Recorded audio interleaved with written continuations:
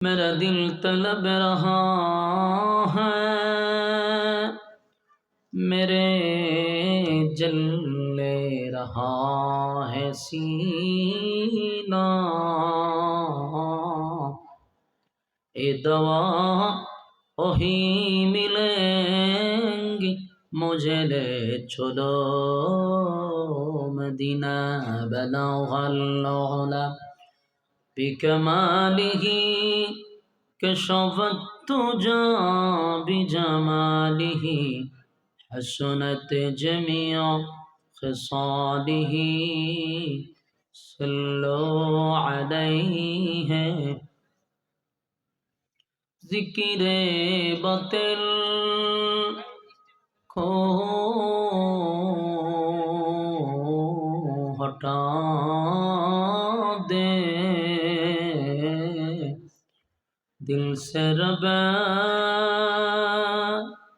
जिक्र में तेरे लगा दे, रोज शाब ला इलाहा इल्लल्लाह ला इलाहा। पढ़ें पढ़ें একটু জবান লড়ান।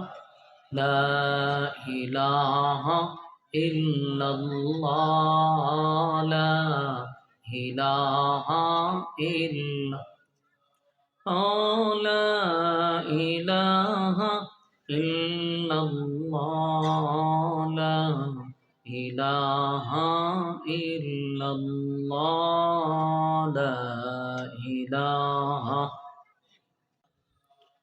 লা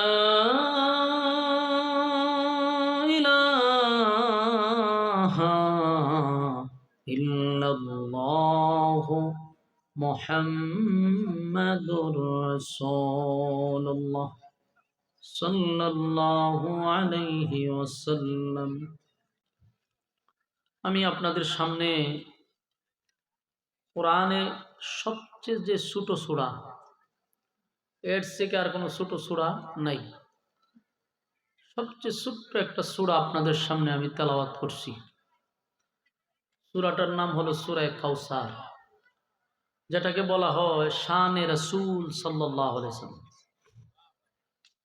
কোরআনে আরেকটা সূরা আছে সূরা ইখলাস, কুল আল্লাহ, এটাকে বলা হয় শানে এলাহি, আল্লাহর শান, মান, মর্যাদা।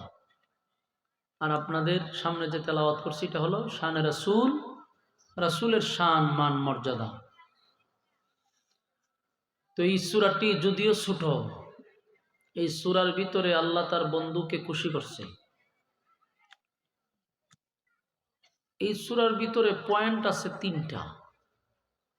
একটা হলো রাসূলকে খুশি করছে সূরাটা নাজিল করে, আর একটা হলো রাসূলকে সান্ত্বনা দিছে এই সূরা নাজিল করে, আর একটা হলো এই সূরা নাজিল করে রাসূলের পক্ষে আল্লাহ প্রতিবাদ করছে। কয়টা পয়েন্ট পাইছেন? আরেকটু কমান, নয়েজ দেয়। তাহলে এই ফুলাফান বসে যাও, সবটি এখানে খারিয়ে কথা কয়, গুড়া গাড়া যা আছে সবাই করছে। এই সূরার মধ্যে আপনি পয়েন্টটা যদি মনে রাখেন তাহলে আলোচনা বুঝবেন, পয়েন্ট যদি আপনি মনে না রাখেন তাহলে আলোচনা বুঝবেন না। আপনারা কি আলোচনা বুঝতে চান?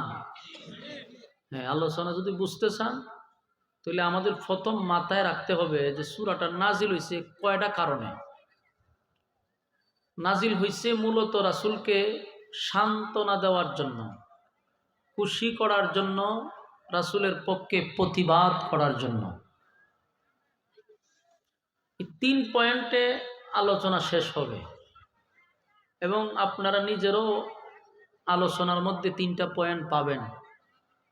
সান্ত্বনাও পাবেন, খুশি যে করছে এটাও পাবেন, আল্লাহ যে প্রতিবাদ করছে সেটাও পাবেন।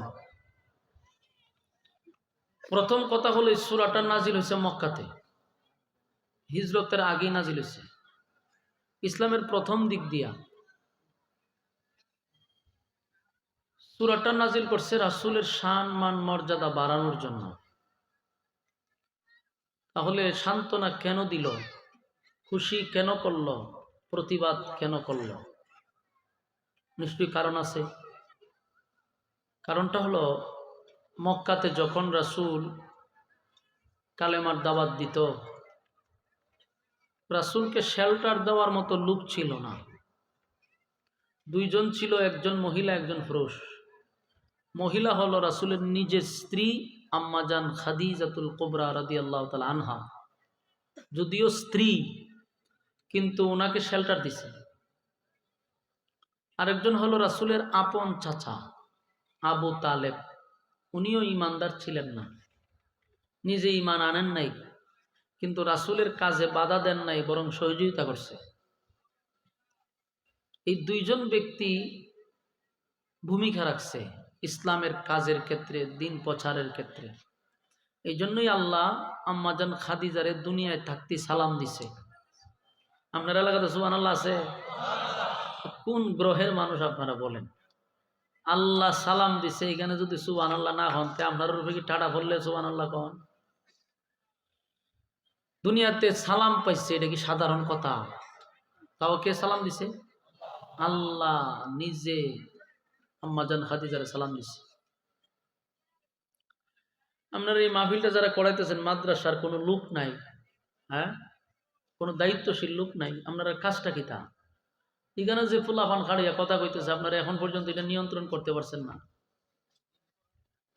চিন্তা করছেন নি কি পরিমাণ বিরক্তির কারণ? দায়িত্বশীলদের কাজ কি?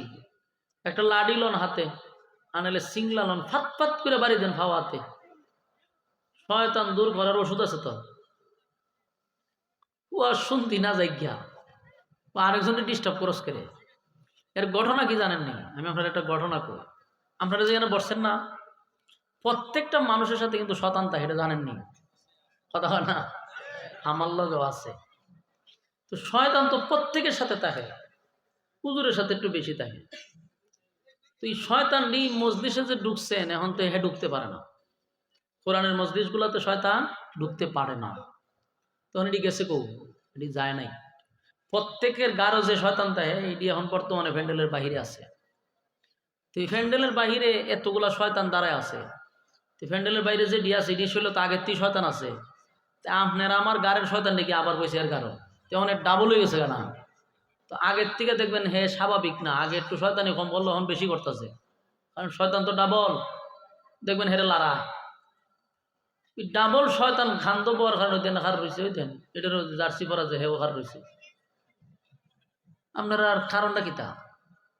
ডাবল শয়তান বই গেছে গারো, তখন অস্বাভাবিক করতেছে। একবারই কেন কতক্ষণ কথা হয়, একবারই কেন যায়, একবারই কেন যায়, শান্তি নাই। শান্তি তো শয়তানে দিতেছে না। যেন বুদ্ধিমানের কাজ হলো প্যান্ডেলের ভিতরে বৈশা যাওয়া, তাহলে আপনার খান্দেরটাও থাকতো না, আলগা বড় করতো না, বৈশা যান। সম্মানিত সুধী, আল্লাহ তার বান্দিকে সালাম দিছে, এটা চারটিখানি কথা না। আর আবু তালেব উনি ঈমান আনে নাই, কিন্তু ইসলামের অনেক অবদান আছে, অনেক অবদান। এই জন্য উনি বেঈমান হইলেও শাস্তি কম আছে। ওনারা যে শাস্তিটা আল্লাহ দিছে, এটা জাহান্নামের নিম্ন শাস্তি, এর থেকে কোনো কম শাস্তি আর নাই। তো এই দুইজন লোক রাসূলকে শেল্টার দিত। কালেমার দাওয়াত দিলে বেঈমানরা রাসূলকে গালমন্দ করত, মারধর করত, কিন্তু আম্মাজান যদি খাড়া থাকতো, কোনো বেঈমান কথাও বলতো না। দেন একজন মহিলার কি পাওয়ার, এটা পাওয়ার না, এটা হলো সম্মান। উনার সামনে কেউ দাঁড়ায় কথা বলতো না। কেন? আম্মাজান খাদিজার কিছু গুণ ছিল, 4টা গুণে গুণান্বিত। 1 নাম্বার হলো উনি সম্ভ্রান্ত পরিবারের, 2 নাম্বার হলো উনি শিল্পপতি, টাকা আছে, 3 নাম্বার হলো উনি শিক্ষিত, 4 নাম্বার হলো উনি রূপে গুণে সেরা। তো দেখেন, আমাদের সমাজের মানুষের যদি টেকা থাকে, এর সাথে সবাই লাগে না। কেউ যদি বংশ ভালো হয়, তাহলে তারে আলাদা সম্মান করে। কেউ যদি শিক্ষিত হয়, তারে সম্মান করে। আবার যদি বডি ভালো হয়, চেহারা সুন্দর হয়, তাও তারে মানুষে সম্মান করে। সবগুলা গুণ ছিল আম্মাজানের মধ্যে। তাই মক্কার মানুষ ওনার সামনে কথা বলতো না। শিক্ষিত মানুষ, টেকা আছে। আর আবু তালেবের পাওয়ার ছিল, উনি কুরাইশের একজন সর্দার ছিল। আবু তালেবের উপর দিয়ে কেউ কথা বলতো না, এরকম সাহসও কারো ছিল না। এই দুইজন ব্যক্তি রাসূলকে শেল্টার দিত, রাসূল কালেমার দাওয়াত দিত। যতদিন আবু তালেব এবং আম্মাজান খাদিজা বেঁচে ছিল ততদিন রাসূলের উপরে কেউ টাচ করে নাই। গালমন্দ করছে কিন্তু টাচ করে নাই। রাসূল দাওয়াত দিছে, প্রথম অবস্থায় লুকিয়ে লুকিয়ে দাওয়াত দিছে। কিছু মানুষ লুকিয়ে লুকিয়ে কালেমা পড়ছে। যখন এটা প্রকাশ্যে আসলো তখন সমালোচনা, গালমন্দ শুরু হইল, কিন্তু মারার সুযোগ নেই। কিন্তু ঘটনাক্রমে আবু তালেব মারা গেছে। আবু তালেব মারা গেছে। বলুন, রাসূলের চাচা আবু তালেব মারা যাওয়ার পরে রাসূলের একটা সাইটেই যেন ভেঙে গেছে। একটা ডাল ছিল, ডালটাও নাই। বলুন তো দেখি, রাসূল ব্যথা পাইছে কি পাইছে না? আবু তালেবের আরো কাহিনী আছে। রাসূলের লালন পালন করছে প্রায় 40 বছরের উপরে। নিজের সন্তানের মতো নিজে না খাইয়া রাসূলকে খাওয়াইছে। রাসূলের জন্য উনি জিয়াল পর্যন্ত কাটছে। এই চাচা রাসূলের সাইরা চলে গেছে। এটা নবীর মনে একটা আঘাত পাইছে।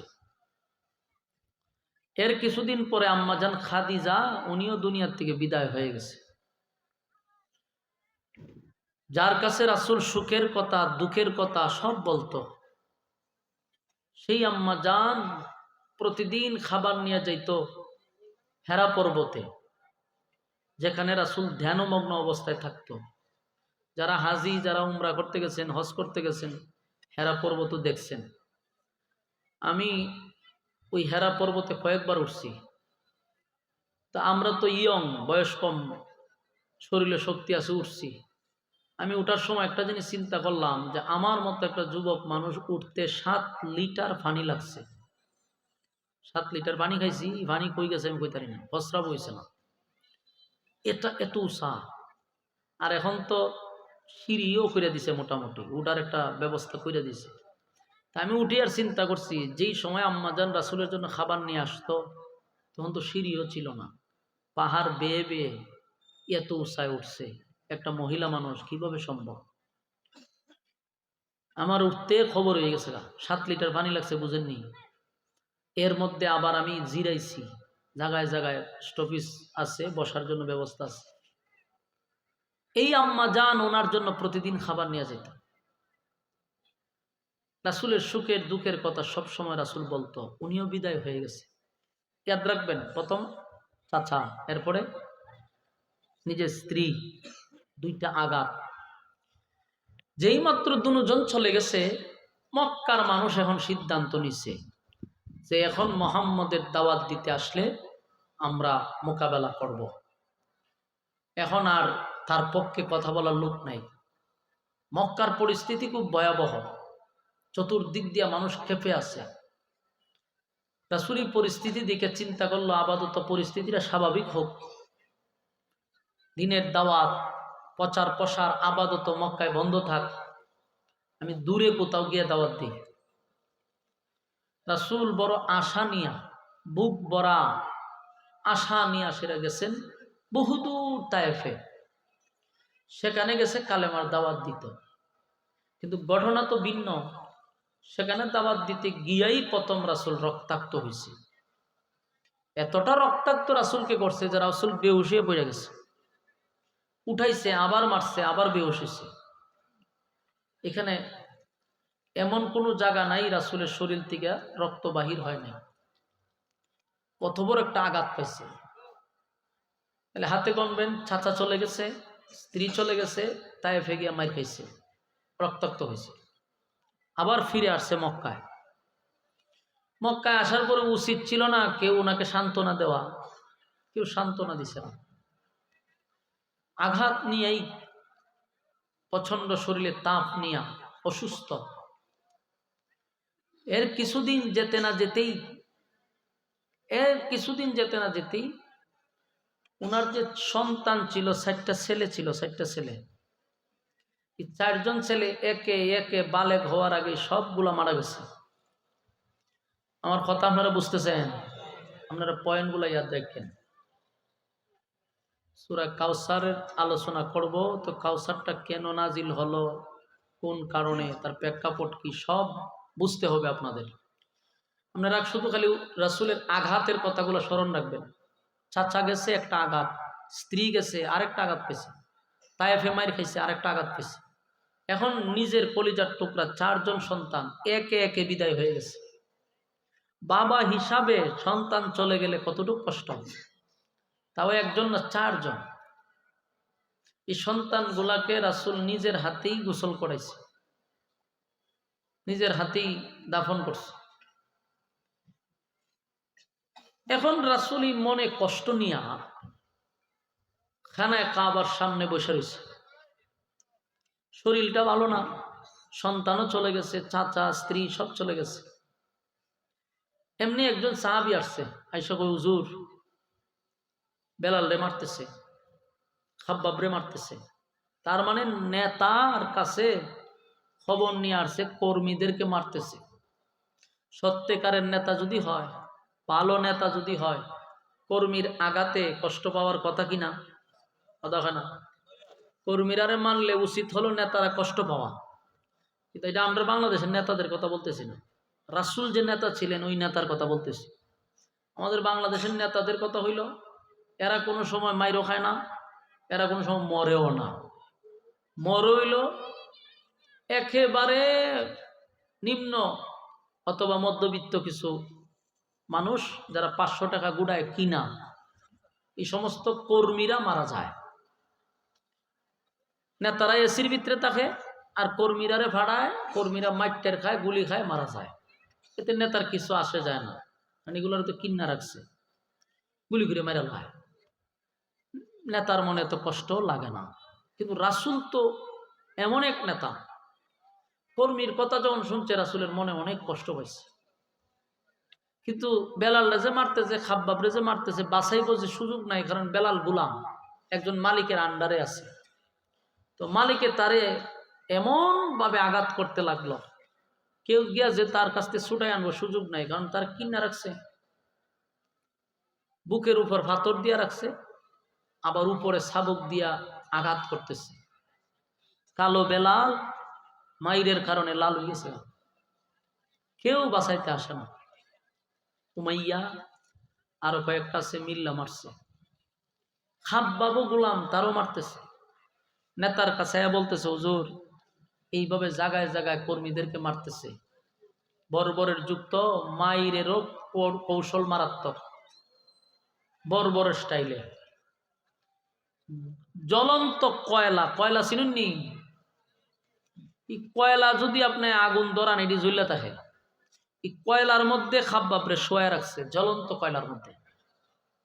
চামড়া পুড়ে গেছে, খসে গেছে, কয়লা গিয়া চামড়ার ভিতরে ঢুকে গেছে, গর্ত হয়ে গেছে। চিন্তা করছেন নির্যাতনের মাত্রা কি পরিমাণ? ঘটনাক্রমে রাসূল এগুলা শুনছে, এটা আরেকটা আঘাত। তাহলে আঘাতগুলো গনতেছেন তো, এক, চাচা চলে গেছে, স্ত্রী চলে গেছে, নিজে রক্তাক্ত হয়েছে, সন্তান চলে গেছে, কর্মীরা মাইর খাইতেছে। সব কষ্ট লইয়া রাসূল বৈশা রয়েছে কোথায়? খানায় কাবার সামনে। কিছুক্ষণ পরে আরেকজন লোক আসছে, আইসা বলে, হুজুর আপনার যে চাচি আবু লাহাবের যে বউ, এই মহিলা গ্রামে গঞ্জে আপনার বিরুদ্ধে অপপ্রচার করতেছে, কালমন্দ করতেছে, আপনারে আবেতার বলে গালি দিছে। বলেন নাউজুবিল্লাহ। কি বললা? আবেতার। আবেতার শব্দের অর্থ কি জানেন? নির্বংশা, আটকুরা, লেস কাটা। কেমন নাউজুবিল্লাহ নাই? এর নাম হইল মমিন সিং। রুমাল দিয়া মুখ বাইন্দতে বয়ে তাই রাসূল রে গালি দিছে কি বইলা? আবেতার বইলা। তা আপনারা যদি নাউজুবিল্লাহ না কন, বোঝা হলো ইমানের দুর্বলতা আছে। আর ইমানের দুর্বলতা তো আমাদের আছেই। দেখেন না, আল্লাহরে গালি দিলে আমরা প্রতিবাদ আয় না। নামে মুসলমান নাকি, মুসলমানের ঘরে জন্ম নিছে, মুসলমান হয়েছে না। এক নেতা কয় আমি মুসলমানও না হিন্দুও না, নেতায় কয় আমি মুসলমানও না হিন্দুও না। আসলে প্রত্যেকের মূলে তারে টানে, ভিতরের কথা কিন্তু প্রকাশ হয়। আপনি যেটা ভিতরে লালন করবেন এটা একদিন বেরিয়ে যাবো। আল্লাহরে গালি দেওয়ার পরেও তার পক্ষে কথা বলার লোকও বাংলাদেশে আছে। আফসোস আফসোস আফসোস, এই জাতির জন্য আফসোস। গালি দিছে যেমন আশ্চর্য হয়েছি, আবার তার পক্ষে নিছে এই লোকগুলো আমি আরো বেশি আশ্চর্য হয়েছি। মুসলমানের ঘর এই আপনারা এখন পর্যন্ত এটা নিয়ন্ত্রণ করছেন না, আপনারা কমিটিটা তো ভাই ব্যর্থ কমিটি। এখানে দুইজন লোক দাঁড়ায় থাকলে হয়ে যাবে, এখানে চিল্লাচিল্লিটা করলে আমি আলোচনাটা কেমনে করতাম কর, আমার তো মন চলে যায় এইদিকে। আলোচনাটা একটা ধ্যানে করলে কত ভালো হয়। এখানটা চিল্লাচিল্লিতে আমি এখানটা আলোচনা করি, 3বার 4বার কইলাম, কিন্তু এরা কোনো পদক্ষেপ নিছে না। মনোযোগ দিয়ে শুনেন, আল্লাহরে গালি দিছে, একটা অপরাধ তো হয়েছে, তার পক্ষে যারা নিতেছে এরা কি মনে করেন সমান সমান না? সমান। অথচ রাজনীতিক বড় বড় নেতারা বাউলের পক্ষ নিয়ে কথা বলতেছে। একটা বার আপনি চিন্তা করেন যে আমি তোরে ভাই মুসলমান, আমার আল্লাহরে গালি দিছে, তো এখানে তো নেতারে গালি দিছে না, আমার আল্লাহরে গালি দিছে। আল্লাহরে গালি দেওয়ার পরে আমি কোন ভাবে এই ভণ্ড বাউল ফাউলের পক্ষে কথা বলি, কোন অ্যাঙ্গেল থেকে কথা বলতেছি? এখানে আরেকটা বিষয়, বুট তো দূরের কথা, মানুষ প্রস্রাব করবো, প্রস্রাব লাল কার্ড দেখাইবো, লাল কার্ড। এদের মাথা মোটা, তো মাথা যদি মোটা না হইতো জিনিসটা চিন্তা করতো যে এই দেশটা হইলো 96% দেশ, 96% মুসলমানের দেশ। মানুষ নামাজ পড়তে পারে না, রোজা রাখতে পারে না, ইবাদত করতে পারে না, ভিন্ন জিনিস। কিন্তু ইসলাম এবং নবীর বিরুদ্ধে, আল্লাহর বিরুদ্ধে গালে দিলে এই বেনামাজিও খারি জায়গা। আমাদের তো বোঝা দরকার যে বাউল ফাউল এদের সংখ্যা খুব কম, 2%ও না, 1%ও না। 1%-এ খুশি করতে গিয়ে আপনি 96%-এ বেজার করলেন। এটারই হয় মাথার যে গোবর থাকে। তোর 1%-এর গোষ্ঠী কিলা, তোর পক্ষে 96% আছে। তুই মুসলমানের পক্ষে কথা বল, আল্লাহর পক্ষে কথা বল, তোরে আমরা সবুজ কার্ড দেখামো। আর এখন যেটা করছো তোরে লাল কার্ড দেখাইলাম, বুঝতে পারবি যে কি পরিমাণ লাল কার্ড আসে সামনে। কারণ এদেশের মানুষ ইসলাম প্রিয় মানুষ, ইবাদত করতে পারে না, এটা ব্যক্তির ব্যর্থতা। কিন্তু আল্লাহ এবং রাসূলের বিরুদ্ধে কথা বললে ঠিকই লোকটা দাঁড়ায় যাবে। আমি অবাক হই, একটা বাউল নামক ফাউলদের পক্ষেও কথা বলে দেশের সুশীলরা। দেখবেন নাস্তিকরা ধর্ম বিশ্বাস করে না, নাস্তিকরা ধর্ম নিয়ে অপমাননা করে, কিন্তু নাস্তিকরা বাউলের পক্ষে কথা বলে, কেন? তো নিশ্চয়ই কারণ আছে, কথা না? নাস্তিকদের এত মায়া কেন বাউলের জন্য? কারণ নাস্তিক আর ফাউল দুটোটা এক সুতায় বাঁধা, সবগুলার মূল এক জায়গায়। এই জন্য এদের পক্ষ নিচ্ছে দেখবেন আজকে সুশীলরা, রামরা, ভামরা। ইসলামের এত ভালো কাজ দেশে হচ্ছে, নাস্তিকদের কোনো কথা নাই, কিন্তু বাউলের পক্ষে কথা বলে। আমাদের উপদেষ্টাদের মধ্যে বাউলের পক্ষে কথা বলে। এনসিপি 2 দিন সেনা দল গঠন করছে, হেও বাউলের পক্ষে কথা বলে। আরে রামবামের গোষ্ঠীরা, তোরা মাথায় তো ঢুকাইবার দরকার, এটা 96% মুসলমানের দেশ। এই দেশের মানুষ যারা ইসলাম নিয়ে কথা বলে, মানুষ তাদের পক্ষে কথা বলে। যারা আল্লাহ এবং রাসূলকে ভালোবাসে, মানুষ তাদেরকেও ভালোবাসে। মাঠে ডুববার আগে লাল কার্ড পাইলিছস, মাঠে ঢুকছে না হনো লাল কার্ড পাইলিছে, খেলবে কোন সময়? খেলার আগে তো লাল কার্ড। তো আমাদের ইমানের দুর্বলতার কারণে আজকে বাউলদের পক্ষে বাংলাদেশ এখনকার সরকার উল্টা বলে, যারা হামলা করছে এদেরকে আমরা গ্রেপ্তার করবো। আরে ভাই, হামলা করলো কে? দেশটার মধ্যে অশান্তি সৃষ্টি করলো কে? শান্ত পরিবেশটাকে অশান্তি করলো কে? তাদেরকে গ্রেপ্তার করো। মুসলমানরা তো শান্ত, আমরা তো শান্তভাবে বসে রয়েছি, আমরা অশান্তি করলো কে? আমাদের ঘরে ঢিল মারলো কে? ঢিল মাইরা বেঙ্গুলটে চালাইয়া এখন কয় খামড়াইছে যে বেঙ্গুলের উপরে আমরা মামলা দিব। বেঙ্গুল তো আছে বাসার ভিতরে, এটার মধ্যে ঢিল দিছ কে? বলুন, বেঙ্গুল খামড়াইলে কি বেঙ্গুলের অপরাধ না যে ঢিল দিছে তার অপরাধ? তো ঢিল দিছে যে হেরে গ্রেপ্তার কর। দিল দিলে তো বেঙ্গুল বাইরিব, বাইরিব তো খামড়াইব। মুসলমানের কলিজায় তুমি আঘাত দিবার, আমরা ঘরে বসে থাকুন। এখন আমরা কামড় দিছি, এখন কয় যে সাপে কামড় দিছি তারা গ্রেপ্তার করো। তো সাপরে তুই ঘরের মধ্যে গুতা দিলি কেরে? সবগুলা মূলত হইল রাম আর বাম আর নাস্তিকরা বসে রয়েছে। প্রত্যেকটা জায়গায় বলল নাস্তিক বসে রয়েছে। আমরা যতই টুপিওয়ালারা সরুয়ার দি উদ্যানে লাখ লাখ মানুষ দলা করি, আর আমরা যতই হুঙ্কার দিই, কাজ হবে না। কেন হবে না? সব জায়গায় তোরে ভাই নাস্তিক বসা। এই জন্য আমার বক্তব্য হলো, আগামীতে ওই যে সমস্ত জায়গায় নাস্তিকরা বসা, আমরা সেখানে বসতে হবে। সেখানে যতক্ষণ না পর্যন্ত আমরা বসতে না পারবো, ততক্ষণ বাংলাদেশ আল্লাহ এবং রাসূল নিয়ে অবমাননা হইতেই থাকবে। আমরা কেন তাদের কাছে বিচার চাইতে থাকবো? আমরা নিজেরা বিচার করব, নিজেরা বিচার করব। এই শেয়ার আমাদেরকে আনতে হবে। সব টুপিওয়ালা এক হতে হবে। আগামী দিন আমাদের ইমানের পরীক্ষা শুরু হবে। লাল কার্ড দেখায় দিবেন জায়গা মতো গিয়া। প্রত্যেককে এই ইমানের দায়িত্ব নিয়ে আমি কথা বলছি। আগামীতে আপনারা লাল কার্ড দেখাবেন নাস্তিকদেরকে। যেখানে বৈশা বিচার করা হয়, সেই চেয়ার আমাদের দরকার। না পর্যন্ত বাংলাদেশে যতই হুঙ্কার দেই আর যতই কথা বলি, আমাদের পক্ষে নাস্তিকরা কাজ করবে না। দিন শেষে বাউলের পক্ষে কথা বলে, ঠিক না? দিন শেষে আমরা বাউলের পক্ষেই কথা বলতেছি। তো সব কথা রাখবেন মনে, সব কথা মনে রাখবেন। ঢালবেন কোন সময়? সময় মতো। কথা হয় না? ভিতরে সব জমা রাখেন, সিল মারার সময় এইগুলার বহির প্রকাশ ঘটাবেন ইনশাআল্লাহ। রাজি আছেন? সম্মানিত সুধী, তো রাসূল সাল্লাল্লাহু আলাইহি সাল্লামকে আবে তার বইলা গালি দিছে। কার? ওই আবু লাহাবের বউ উম্মে জামি।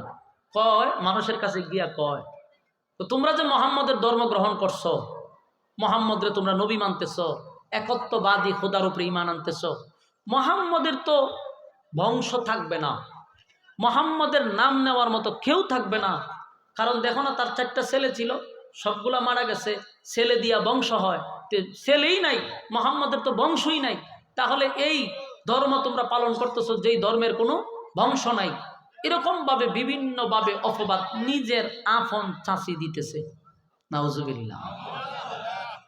এই খবর রাসূলের কাছে আসছে। এখন আপনারা হাতে গনেন। ভাই আপনারা এখানে তাকায়েন না ভাই, ভিতরে বসেন, ভিতরে বসেন, ভিতরে বসেন, ভিতরে বসেন, মনোযোগ দা শুনেন। 1 নাম্বার, চাচা চলে গেছে, আঘাত। 2 নাম্বার, স্ত্রী চলে গেছে, আঘাত। 3 নাম্বার, নিজে রক্তাক্ত হয়েছে, আঘাত। 4 নাম্বার, সন্তান চলে গেছে, আঘাত। 5 নাম্বার, নিজের কর্মীরা মার খাইতেছে, আঘাত। 6 নাম্বার, নিজের মানুষগুলা অপপ্রচার করতেছে। রাসূল কাঁদতেছে, চোখ দিয়া পানি পড়তেছে টপ টপ করে। আল্লাহ জিব্রাইল পাঠাইছে, সুবহানাল্লাহ। জিব্রাইল পাঠাইছে, পাঠাইয়া বলতেছে, বন্ধু কান্দেন কেন? রাসূল কয়, আমি কেন কান্দি আল্লাহ তো ভালো করে জানেন। তো জানার পরে জিগান কেন? আপনি বললে আমার ভালো লাগে। সুবহানাল্লাহ। আমার যুবক বায়ানক, কথাগুলি দিলের কান লাগায় শুনেন, একে একে মনে রাখবেন। 1 নাম্বার, চাচা চলে গেছে। 2 নাম্বার, স্ত্রী চলে গেছে। 3 নাম্বার, নিজে রক্তাক্ত। 4 নাম্বার হলো নিজের 4টা সন্তান চলে গেল। 5 নাম্বার হলো কর্মীরা মার খায়। 6 নাম্বার, নিজের মানুষ অপপ্রচার করে। সব ব্যথায় ব্যতীত হইয়া আল্লাহর হাবিব খানায় কাবার সামনে বৈশা চোখের পানি গুলো ছেড়ে দিয়া পয়গম্বর কান্দে। আল্লাহ ডাক দিয়া বলে, বন্ধু আপনি কেন কান্দেন? কোন কারণে কান্দেন? আপনার কান্নার কারণ কি? পয়গম্বর বলেন, মালিক, 1 নাম্বার হলো আমার চাচাটা চলে গেছে। যেই চাচা ছোটবেলার থেকে নিয়ে আমাকে এই পর্যন্ত লালন পালন করছে, নিজে না খাইয়া চাচা আমার মুখে খাবার দিছে। আমার বিরুদ্ধে কেউ কথা বললে চাচা সর্বপ্রথম তরবারি লইয়া আগে দাঁড়াইছে। চাচা আমার সঙ্গে 3 বছর কারাবন্দী ছিল। এত কিছু চাচা সহ্য করলো। সেই কলিজার টুকরা চাচাটা ঈমান হারা হইয়া মারা গেছে। যদি ঈমান লইয়া মারা যাইত মনে কষ্ট ছিল না, কিন্তু চাচাটা বেঈমান হইয়া মারা গেল। মনের মধ্যে একটা আঘাত। তারপরে আমার কোনো অভিযোগ নাই, আমার কোনো অভিযোগ নাই মালিক, কারণ আপনি নিয়ে গেছেন, এখানে কোনো অভিযোগ চলে না। 2 নাম্বার হলো আমার স্ত্রী, আমার কলিজার টুকরা প্রিয়তমা খাদিজা দুনিয়ার থেকে বিদায় হয়ে গেছে। আল্লাহ, সুখের কথা দুঃখের কথা আমি খাদিজারে জানাইতাম, খাদিজা আমারে সান্ত্বনা দিত। খাদিজাও চলে গেছে, আমার দুঃখ নাই, কারণ আপনি নিয়ে গেছেন, এখানে কোনো অভিযোগ চলে না। 3 নাম্বার হলো মালিক, বড় আশা লইয়া, মনের মধ্যে বড় আশা লইয়া মামার দেশ তায়েফে গেলাম। তায়েফে গিয়া কালেমার দাওয়াত দিতে গিয়া ওখানকার মানুষ আমার এতভাবে পাথর মারছে, বৃষ্টির মতো পাথর, পাথর, পাথরের আঘাতে আঘাতে আমার শরীর থেকে রক্ত বাহির হইছে। আমি বেহুশ হইয়া জমিনে পড়ে গেছি। আবার দাঁড় করাইয়া পাথর মারছে। আল্লাহ, এতটা আঘাত পাইছি, আমার কষ্ট লাগছে না, কারণ আপনার দিনের জন্য, ইসলামের জন্য কালেমার দাওয়াত দিতে গিয়া মার খাইছি, আমার মনে কোনো কষ্ট নাই। আপনার দিন প্রচার করতে গিয়ে মার খাইছি, শাহাদাত বরণ করলেও আমার কোনো কষ্ট নাই। কিন্তু এখানেও আমি এই জন্য কান্দি না, আমার 1টা 2টা না, 4টা সন্তান বালেগ হওয়ার আগেই দুনিয়ার থেকে বিদায় হয়ে গেছে মালিক। যদিও আমার কলিজার টুকরা সন্তানগুলি আপনি দিছেন, আপনি নিছেন, অভিযোগ চলে না। কিন্তু দেখবেন বাবার লাশ সন্তান কাঁধে নিতে পারে রে, কিন্তু সন্তানের লাশ বাবায় কাঁধে নিতে পারে না। বাবার জন্য এটা ভারী, বাবার জন্য বড় কষ্ট হয়। নিজের হাতে 1টা 2টা সন্তান নয় গো, 4টা ছেলের নবী নিজের হাতেই গোসল করাইছে। নিজের হাতে নবী তার সন্তানকে গোসল করাইল, নিজের হাতে পয়গম্বর গোসল করাইয়া কাপড় পরাইল, তারপরে নিজে জানাজা পড়াইছে। জানাজা পড়াইয়া পয়গম্বর নিজের হাতে কাঁধে নিয়া কবরে গেছে। কবরে গিয়া নিজের হাতে লাশ লামাইয়া দাফন কাফন করছে। সন্তান হারা কষ্ট বাবার অবশ্যই আছে। একটা বাবা জানে তার সন্তান তার হাতে মারা গেলে 1টা 2টা না 4টা সন্তান বাবা হিসাবে নবী কষ্ট পাইছে। কিন্তু নবীর কথা হলো, আল্লাহ দিছে আল্লাহ নিছে, আমি নবীর কোনো অভিযোগ নাই, কোনো অভিযোগ নাই। আমার মালিক আমার নিয়ামত দিছে, আবার নিয়ে গেছে, কষ্ট লাগে নাই, এই জন্য নবী কান্দে না। স্ত্রী চলে গেছে এই জন্য কান্দে না, সন্তান চলে গেছে এই জন্য কান্দে না, নিজে মার খাইছে এই জন্য কান্দে না। এমনকি জায়গায় জায়গায় জায়গায় জায়গায় কর্মীরা মার খায়। কালেমা পড়ার অপরাধী কর্মীদেরকে মারধর করে গো। কোন সাহাবীদেরকে রুদ্রের মধ্যে শুয়াইয়া বুকের উপর পাথর রাখছে, আবার চাবক দিয়া মানুষগুলারে এমন ভাবে আঘাত করে আর কয় কালেমা ছাড়বি না জীবন দিবি। হযরত বেলাল হাবশী মানুষ, কালো মানুষ, গোলাম ছিল, বাবাও গোলাম ছিল, তার মানে গোলামের ঘরের গোলাম, তারে মারলে কেউ প্রতিবাদ করে না, কেউ আগায় আসে না। বেলাল ঘোষণা দিছে, এই আমার জীবন চলে গেলেও কোনো আফসোস নাই, আফসোস নাই, আমি আমার ইমানের উপরে অটল থেকে যদি আমি শাহাদাত বরণ করি, এই দুনিয়ার প্রয়োজন নাই, আল্লাহর তরি জান্নাত আমি পাবো, আমার মনে কোনো কষ্ট নাই। যত মারে তত বলে আহাদ আহাদ আহাদ, জোরে কোন সুবহানাল্লাহ। এমন ভাবে নির্যাতনের এত মাত্রা বাড়াইছে, কিন্তু বেলালের জবান দিয়া আহাদ আহাদ, এক আল্লাহ এক আল্লাহ বলে। অন্যদিকে খাব্বাবরে মারতে মারতে মারতে মারতে খাব্বাবরে নিয়ে জ্বলন্ত কয়লার মধ্যে শোয়া দিছে গো। কয়লার মধ্যে শোয়া দিছে, চামড়াগুলি পুড়ে গেছে, পিঠের মধ্যে বড় বড় গর্ত হয়ে গেছে। কিন্তু খাব্বাবেরও একই কথা, জীবন যাবে যাক, কিন্তু ঈমান দিতে পারবো না। সুবহানাল্লাহ। এই জন্য আল্লাহ আয়াতে বলেন, আমিনু কামা আমানান নাস, ঈমান আনো ওই মানুষদের মতো, ওই মানুষদের মতো। আমিনু কামা আমানান নাস, ঈমান আনো ওই মানুষদের মতো যারা ঈমানের পরীক্ষায় উত্তীর্ণ হইছে, ঈমানের পরীক্ষা দিছে। আমার যুবক ভাইরা, মুরব্বী বাবারা, ঈমানদার হিসাবে সবাই দাবি করি রে, আমরা সবাই বলি আমরা ঈমানদার, ঈমানদার, ঈমানদার। কিন্তু ঈমানের পরীক্ষা আসবে, পরীক্ষা আসবে এটা নিশ্চিত। আমাদের উপরও পরীক্ষা আসবে, ঈমানের পরীক্ষা আমাদের উত্তীর্ণ হতে হবে। এই যে বাউল গালি দিল আল্লাহকে, এখানেও বান্দা তোমার উপরে পরীক্ষা শুরু হয়ে গেছে। আমার আল্লাহরে গালি দিল, আমি কি করলাম, আমি আমার মালিকের জন্য কি করতে পারলাম, এটাও পরীক্ষা। ঈমানের পরীক্ষায় উত্তীর্ণ হতে হবে, জীবন চলে যেতে হবে, কিন্তু বাউলের পক্ষে যেতে পারবো না। যেখানেই বাউল দেখব সেখানেই আমরা প্রতিবাদ করব। বাউলদেরকে আমরা নাচানাচি করার সুযোগ দিব না। এতদিন তোদেরকে গান গাইতে কেউ বাধা দেয় না, বলুন তো দেখি, বাউলরা গান গাইছে, মুসলমানরা কি বাধা দিছে? গান গাছ গায়া তোরা পেট সালা সালা। কিন্তু আমার প্রশ্ন হলো, গানের মঞ্চ আমার আল্লাহ এবং নবীর নিয়ে কথা বলার সাহস দিল কে? এই জন্য এদের পিঠের চামড়া তুললে পরে এরা ঠিক হবে।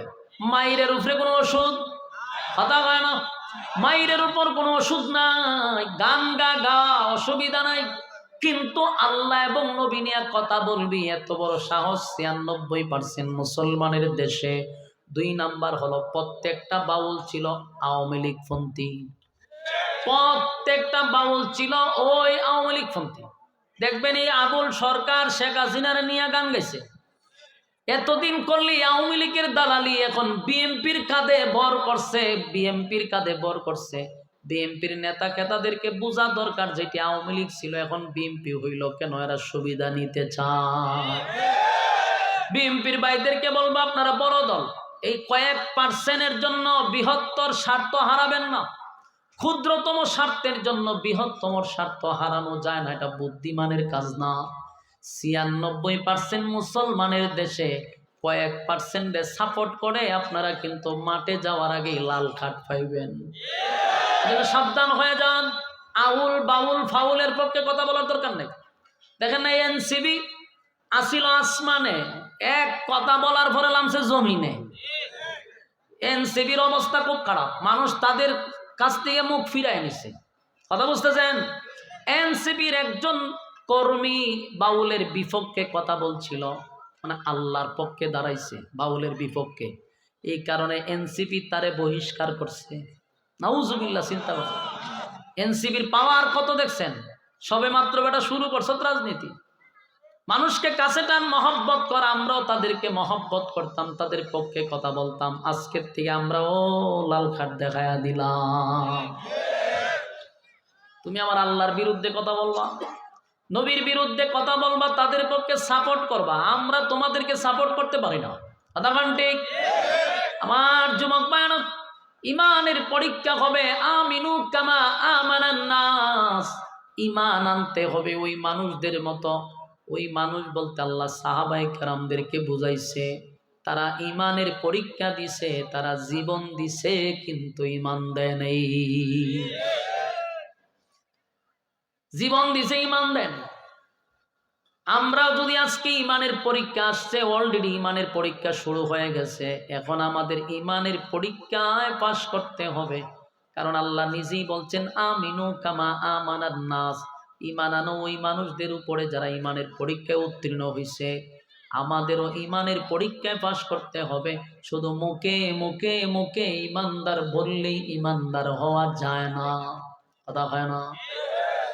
সবাই তো বলে আমি ঈমানদার, কেউ কি নিজের বেঈমান দাবি করে? কথা হয় না? এই যে আউল নামক বাউল এত বড় বেঈমান, এত বড় বেঈমান, এত বড় নাস্তিক, এত বড় মুরতাদ, এরপরে এর জিগানে হইব আমি ঈমানদার। কথা হয় না? এরা নিজের দাবি করে ঈমানদার, অথচ এরা নাস্তিকের চেয়েও খারাপ, নাস্তিকদের চেয়েও এরা খারাপ। এই আউল বাউল সরকার শুধু একটা কথা বলে নাই, তার আরো অনেক বক্তব্য আছে। সূরা নাস, এই যে নাস সূরাটা দেখছেন না, এই সূরা নিয়ে আসে ব্যঙ্গ করছে। নাউজুবিল্লাহ। আল্লাহ কইল কি আর বাউলে ব্যাখ্যা করলো কি? আর যতগুলা বাউল আছে দেখবেন এদের শিক্ষাগত যোগ্যতা হইল 4-5 পর্যন্ত। অধিকাংশ হইল গণ্ড মূর্খ, শুধু মূর্খ না, গণ্ড মূর্খ। 4 এবং 5 পর্যন্ত লেখাপড়া করলে সে কি জ্ঞান রাখে? তার কথার মধ্যে তো বারবারে ফাউল হবে, প্রত্যেকটা কথাই তো ফাউল হবে। কারণ ও অশিক্ষিত বর্বর মূর্খ জাহেল, এদের কথাই তো বারবার ফাউল হবে।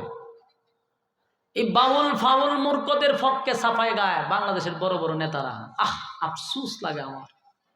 একটাবার চিন্তা করে না, এদেশের লক্ষ লক্ষ লক্ষ লক্ষ মসজিদ আছে, লক্ষ লক্ষ মাদ্রাসা আছে।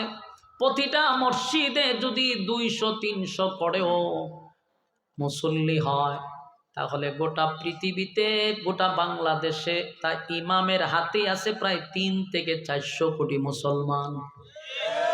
জরিপ করেন আপনি, বাংলাদেশে যতগুলো মসজিদ আছে প্রত্যেকটা মসজিদের আন্ডারে যদি 300 করে হয়, একেবারে কম ধরলাম। কারণ কোনো কোনো মসজিদে 5000 মুসল্লি হয়, ঠিক না? আমি একটা করেতাম হাজি আব্দুল সত্তার, এখানে প্রায় 5000 মুসল্লি হইতো। তার মানে আপনারা যে মানুষ বলছেন এর 10-20 ডাবল মানুষ আমার মসজিদের নিচতলাতে হইতো। কথা বুঝতেছেন? আপনারা যেই পরিমাণ বসছেন এই পরিমাণ গাড়ি হইতো মসজিদে, গাড়ি আসতো এর চেয়ে বেশি। তাহলে এক মসজিদে যদি 5000 পাঠ দিলাম, ধরেন প্রত্যেকটা মসজিদে বাড়িতে দিলাম 300, তাহলে আপনি হিসাব করেন বাংলাদেশে প্রায় 300-400 লক্ষ মসজিদ আছে। তাহলে একই টাইমে ইমামের আন্ডারে থাকে প্রায় 6 থেকে 7 কোটি মুসলমান। সুবহানাল্লাহ। আপনি ইমাম বাদ দিয়া, আলেম বাদ দিয়া রাজনীতি করবেন, লাল খাট পাইবেন। কি খাট পাইবেন? ইমামের আন্ডারে তো আছে 6 কোটি মুসলমান। আপনি কারে মাইনাস করতে চান? আপনি মাইনাস করলে তো আপনি মাইনাস হয়ে যাবেন। বাউলের হাতে কয়জন আছে? একজন ইমামের আন্ডারে, গোটা বাংলাদেশে মসজিদের ইমামের আন্ডারে আছে প্রায় 6 থেকে 7 কোটি মুসলমান। এরপরে ফির মাসায়েক তো বাদ দিলাম, হক্কানি ফিরের আন্ডারে আছে আরো কয়েক কোটি, ঠিক কিনা? বাংলাদেশের জনসংখ্যার কয় কোটি? বেশিরভাগই তো আলেম ওলামাদের কাছে বিরানো, ঠিক কিনা? তাহলে আপনি কারে মাইনাস করে কারে খুশি করতে চান? এগুলা হলো মাথা মোড়ামি কারণে, মাথা মোটা হওয়ার কারণে, এই সমস্ত লোকের কারণে বিশদ একটা দলের বদনাম হচ্ছে।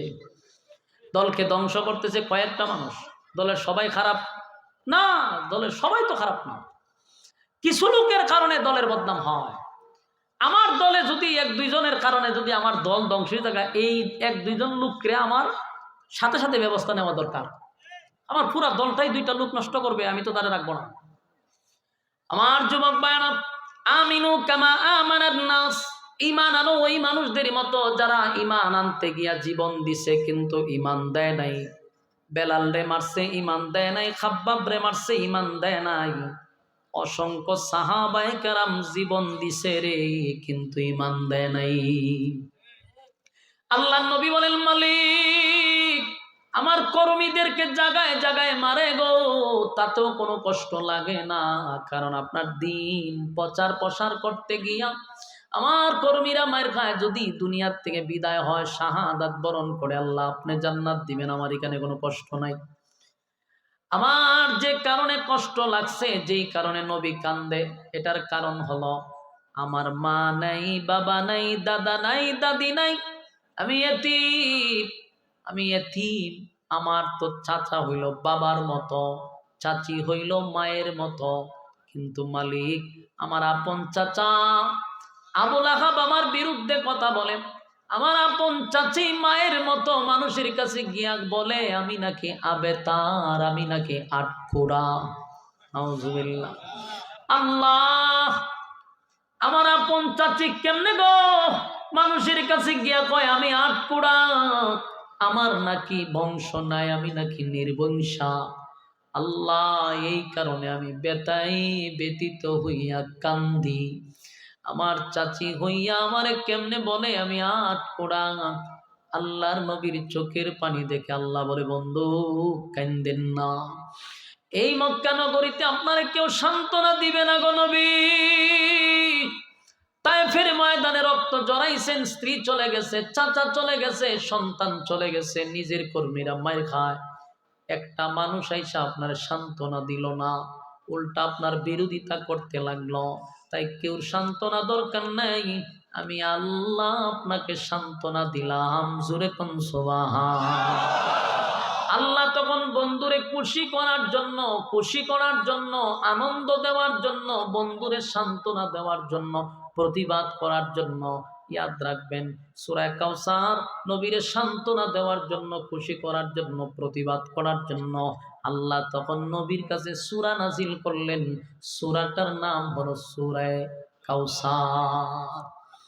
এই জায়গাতে নাজিল হয়েছে যখন নবী মনে কষ্ট, খানায় কাবার সামনে নবী বসা, নবীর মনে ব্যথা, চোখে পানি, আল্লাহ তখন নবীরে খুশি করার জন্য সূরা কাউসার নাজিল করছে।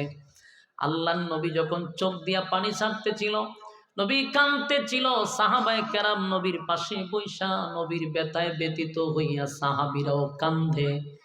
হঠাৎ করে দেখে নবী কান্নার মাঝখানে একটা মুস্কি হাসি মারছে। জুরে কোন সুবহান। সাহাবায়ে কেরাম বলেন, পয়গম্বর, এত কান্নার মাঝখানে, এত কষ্টের মাঝখানে নবী গো আপনি মুস্কি হাসি দিলেন, বেয়াদবি মাফ করবেন, আমরা জানতে চাই কান্নার মাঝখানে, কষ্টের মাঝখানে মুস্কি হাসি কেন দিলেন? আল্লাহর নবী বলেন, সাহাবীরা রে, এই মুহূর্তে আমার কাছে একটা সূরা আল্লাহ নাজিল করছে, যে সূরাটার মধ্যে আমার মালিক আমারে সান্ত্বনা দিছে, আমারে গিফট করে খুশি করছে। এই সূরার মধ্যে আল্লাহ আমার পক্ষে প্রতিবাদ করছে। সুবহান। আল্লাহ ডাক দিয়া বলেন, ইন্না আ'তাইনাকাল কাউসার ফাসাল্লি লিরাব্বিকা ওয়ানহার ইন্না শানিআকা হুয়াল আবতার। সূরা কাউসার নাজিল করে আল্লাহ বলে, বন্ধু আপনার সন্তানগুলা দুনিয়ার থেকে বিদায় হয়ে গেছে, আমি আপনার 4টা সন্তান নিয়ে গেছি বন্ধু। বাবা হিসাবে আপনার মনে একটা কষ্ট আছে, আমি জানি। বাবা হিসাবে মনের মধ্যে অনেক কষ্ট দিছি, কিন্তু বন্ধু আমি যে আপনার 4টা সন্তান নিছি আপনার সম্মান বাড়ানোর জন্য, সম্মান কমানোর জন্য না। সুবহানাল্লাহ। নবীর সন্তান নিয়ে গেছে, তাও আল্লাহ বলে আমি খুশি করার জন্য, আমি আপনার সম্মান বাড়ানোর জন্য। আপনার 4টা ছেলে নিয়ে গেছে আপনার সম্মান আর মর্যাদা বাড়ানোর জন্য, কমানোর জন্য না বন্ধু, কমানোর জন্য না। কারণ আমি আপনার 4টা সন্তান নিছি নবী গো, আপনারা যে আমি পাঠাইছি খাতামান নবিয়্যিন হিসাবে, আপনি আখিরি জামানার শেষ পয়গম্বর, আপনার পরে কোনো নবী নাই, কোনো রাসূল নাই। আমি আল্লাহ আপনাকে শেষ নবী এবং রাসূল হিসাবে পাঠাইছি। আপনারে পাঠানোর পরে নবুয়তের দরজায় আমি তালা মাইরা দিছি। বন্ধু আপনার সন্তানগুলারে যদি বাছায়া রাখি, তাহলে সন্তানরা যদি নবী না হয়, বাবা হিসাবে আপনি ছোট হয়ে যান। কারণ অন্যান্য নবীদের ছেলেরা নবী হইছে, ওই দিক বিবেচনা করলে আপনার ছেলে যদি নবী না হয়, অন্য নবীদের সম্মান বেড়ে যায়।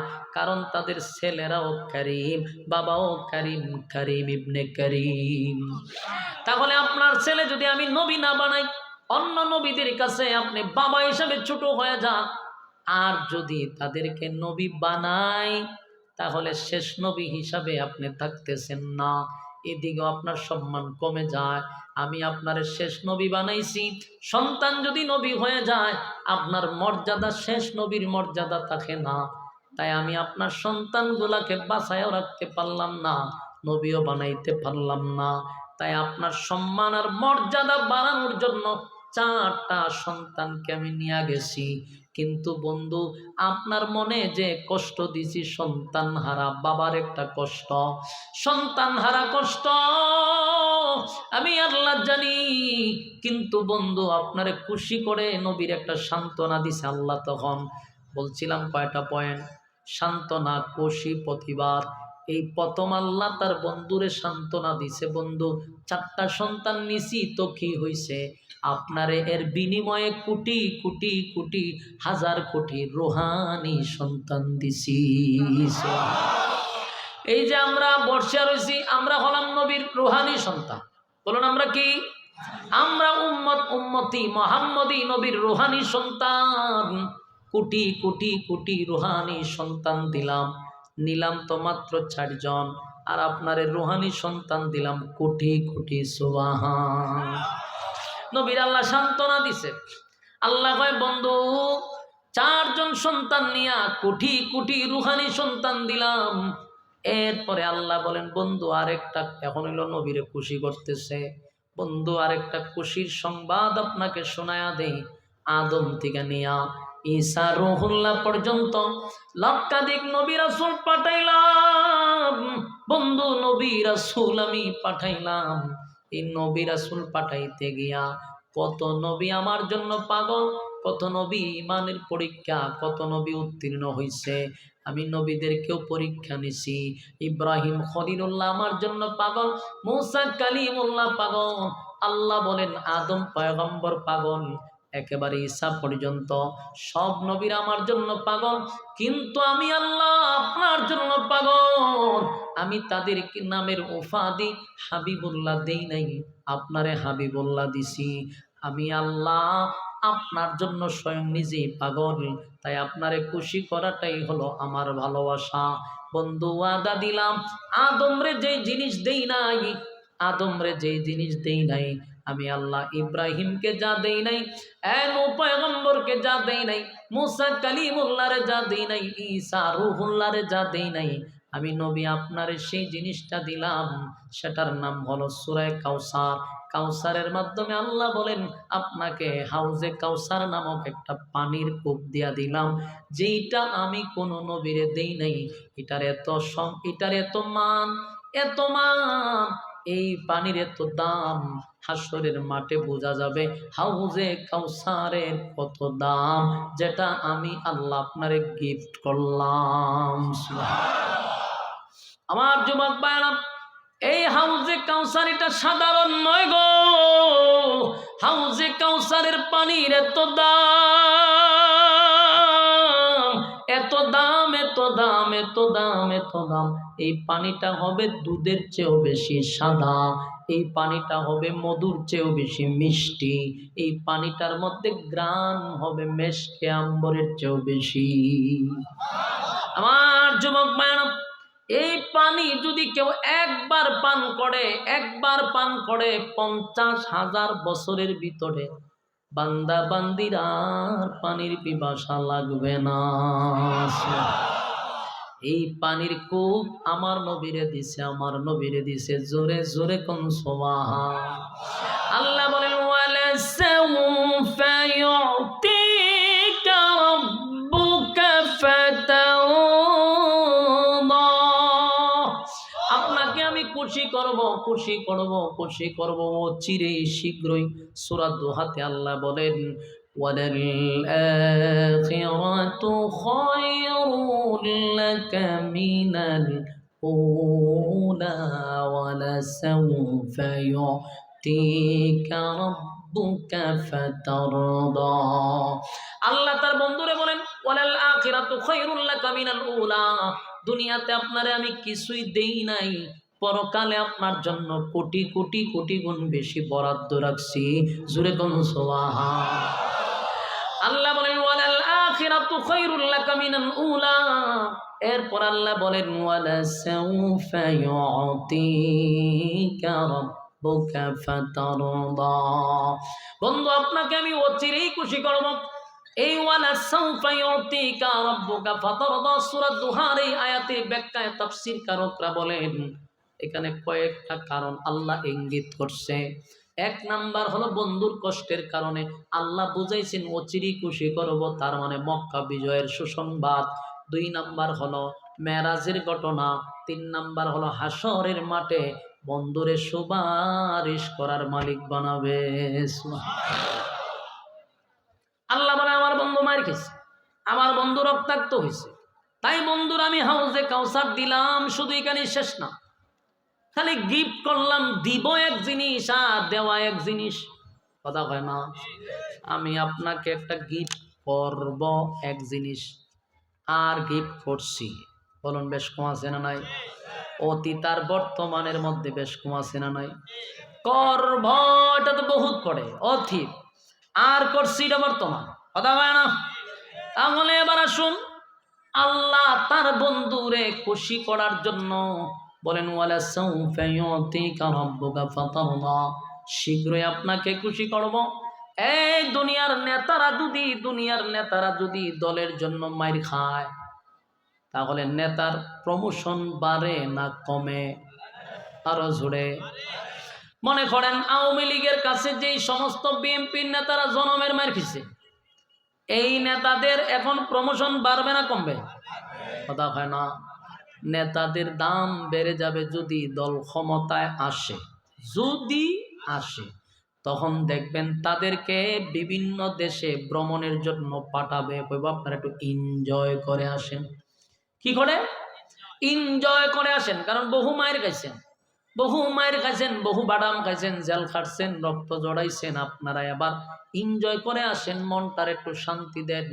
রাষ্ট্রীয় টাকা দিয়া ইংল্যান্ড, আমেরিকা, চীন, জাপান আর থাইল্যান্ড আর সিঙ্গাপুর তাদেরকে পাঠাবে সফরের জন্য, আনন্দ করার জন্য। নেতারাও আনন্দ করবে, সাগরের পারে গিয়া বোতল টানবে আর হুর পরিলে নাচানাচি করবে। ঠিক না বেটি? আর এনজয় তো করে, বোতল টানে আর এনজয় করে, হুর পরিলে ডান্স করে।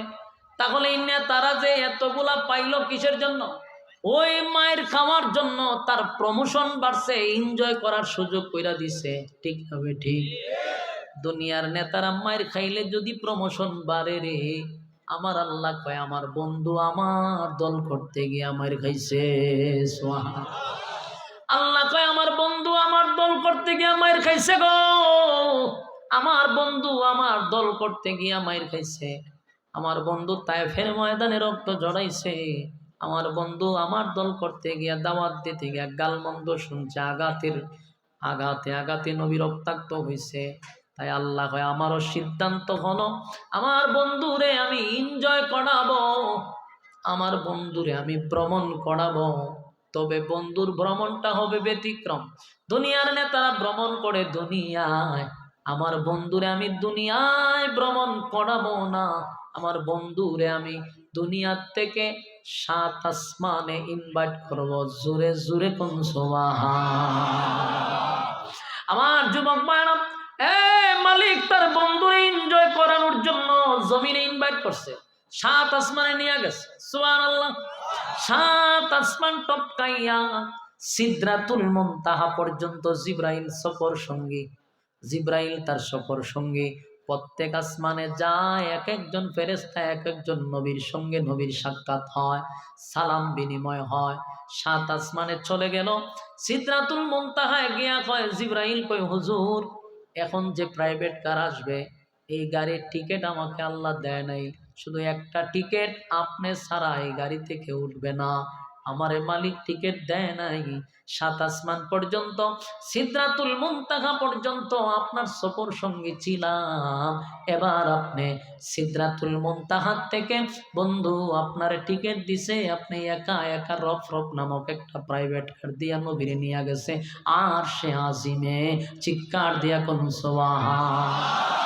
আল্লাহ আরশে আজিমে নিয়া বন্ধুর সঙ্গে বন্ধুর সাক্ষাৎ, জান্নাত দেখাইলো, জাহান্নাম দেখাইলো, আল্লাহর সৃষ্টি জগৎ ঘুরাইয়া ঘুরাইয়া দেখাইয়া বন্ধুরে এনজয় করাইছে। আর বলছে বন্ধু এবার আসেন, দুনিয়ায় আপনাকে একটা গিফট করছিলাম, এই গিফটটা আপনাকে শুধু করছি না, এটা দিয়া দিছি। আল্লাহর নবীকে নিয়ে গেলেন হাউজে কাউসারের পাড়ে, যেখানে হাউজে কাউসার, সেখানে নবীরে দাঁড় করাইছে। আল্লাহর নবী হাউজে কাউসার দেখা খুশিতে আনন্দে নবী আত্মহারা, আর বলে মালিক এত আনন্দ আমি কোথায় রাখবো? আমার গুনাহগার উম্মতকে পানি পান করানোর জন্য হাউজে কাউসারটা আল্লাহ বন্ধুরে দিয়া দিছে। জোরে জোরে কোন সুবহান। আমার যুবক ভাইরা, দুনিয়াতে নেতারা মায়ের খাইলে প্রমোশন বাড়ে রে। আমার আল্লাহ কয় আমার বন্ধু দুনিয়াতে আমার দরকার থেকে এতগুলা মায়ের খাইল, বন্ধু রক্তাক্ত হইল, আমি আল্লাহ আমার বন্ধুর প্রমোশন বাড়ায়া দিলাম।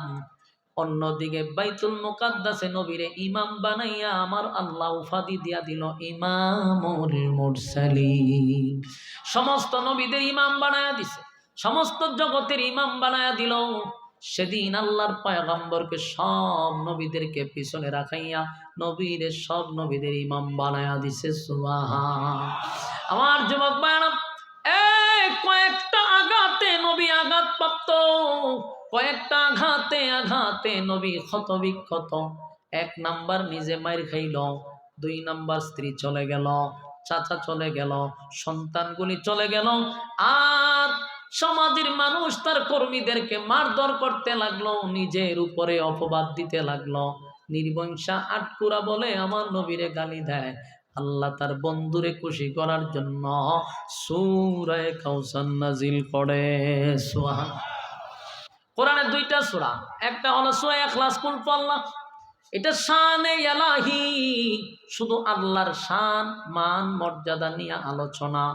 আবার বন্ধুর জন্য আরেকটা সূরা নাজিল করছে সূরা কাউসার, এটাকে বলা হয় শানে রাসূল সাল্লাল্লাহু আলাইহি ওয়াসাল্লাম। এই সূরাতে শুধু নবীর শান মান মর্যাদা, সুবহানাল্লাহ, শুধু নবীর শান আর মান মর্যাদা নিয়ে আল্লাহ আলোচনা করছে।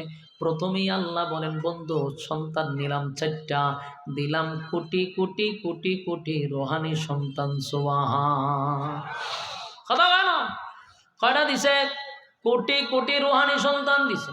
2 নাম্বার হলো, বন্ধু আপনাকে আমি এমন একটা জিনিস দিলাম যা অতীতের কোনো নবীরে দেই নাই, ভবিষ্যতেও কাউরে দিব না, হাউজে কাউসার। এরপরে আল্লাহ যে প্রতিবাদটা করলো, প্রথম সান্ত্বনা, এরপরে খুশি করা। 3 নাম্বার হলো সান্ত্বনার পরে 3 নাম্বার হলো প্রতিবাদ। প্রতিবাদ নবীর পক্ষে হইয়া প্রতিবাদ করছে।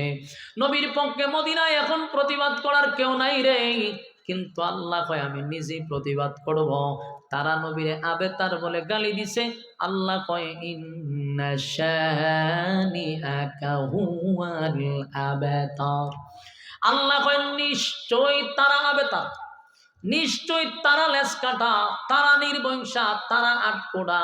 আমার নবী লেজ কাটা নয়, আমার নবী আটকোড়া নয়, আমার নবী আটকোড়া নয়। কারণ আমি আল্লাহ আমার নবীর ছেলেও দিছি, মেয়েও দিছি। যার ছেলেও আছে মেয়েও আছে সে কি আটকোড়া হয়? তাহলে তারা যে বলছিল অপবাদ দিছে, আল্লাহ কয় ইন্না শানিআকা হুয়াল আবতার, নিশ্চয়ই তারা আবেতার, তারা লেজ কাটা, তারা নির্বংশা, তারা লেজ কাটা। আমার নবী নির্বংশা না। এবার আসেন প্রশ্নে। মক্কার মানুষ নবীরে বলছে, নবী দুনিয়ার থেকে বিদায় হয়ে গেলে নবীর নাম নেওয়ার মতো কেউ থাকবে না। কিন্তু আল্লাহ কয়, বন্ধু আপনার 4টা সন্তান যদি বেঁচে থাকতো গো, আপনারে কেউ গালি দিলে আপনার সন্তানরা প্রতিবাদ করতো, ঠিক নেই? কিন্তু আপনার ছেলে নাই, প্রতিবাদ করবে কে? বলে আপনার কোটি কোটি কোটি রুহানি সন্তানরা আছে। আপনি দুনিয়ার থেকে যাওয়ার 1500 বছর আজকে এই দিনেও নবীরে কেউ গালি দিলে আমরা রুহানি সন্তানরা কি ছেড়ে দেই? কথা হয় না। রুহানি সন্তানরা নবীরে গালি দিলে জীবন দিতে আমরা প্রস্তুত। কথা হয় না। আমার নবীর বিরুদ্ধে যদি কেউ গালি দেয় রে, আল্লাহ এবং নবীর বিরুদ্ধে যদি কেউ গালি দেয়, আমরা তার বংশ দেখি না, পরিচয় দেখি না, কত বড় নেতা দেখি না, কত বড় সে জ্ঞানী সেটাও আমরা দেখি না। তার জিহ্বা কুত্তার নাস্তা বানানো না পর্যন্ত আমাদের ঘুম হারাম। ঠিক না বলেন?